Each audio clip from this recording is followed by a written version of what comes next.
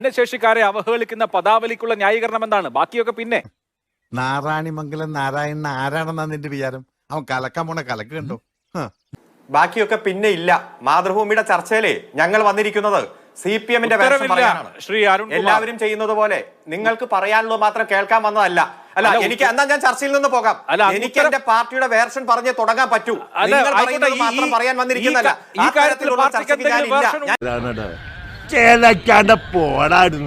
ഒഴിഞ്ഞേക്കാം. ശാരീരികമായി ബുദ്ധിമുട്ട് നേരിടുന്ന മനുഷ്യരെ അവഹേളിക്കുന്നതിൽ പാർട്ടിക്ക് എന്തെങ്കിലും വേർഷൻ ഉണ്ടോ?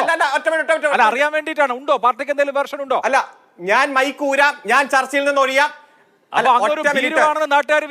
പറയുന്ന അതേ ചോദ്യത്തിന് അതേ അച്ചടി ഭാഷയിൽ മറുപടി പറയാനല്ല ഞാൻ ഇരിക്കുന്നത്. പരിപാടി വേണ്ട. മാതൃഭൂമി കുറെ നാളായി അഭ്യാസം തുടങ്ങിയിട്ട്. അല്ല, അങ്ങനെ ഇറങ്ങിപ്പോയാൽ കേരളത്തിലെ പൊതുസമൂഹത്തിന് മുമ്പിൽ ഇത്തരം കാര്യങ്ങൾക്ക് CPM-ന് ഉത്തരവില്ല എന്ന് ജനം കരുതും. നിങ്ങളുടെ choice. In the house of my wife and daughter, you will not see any minute of that today.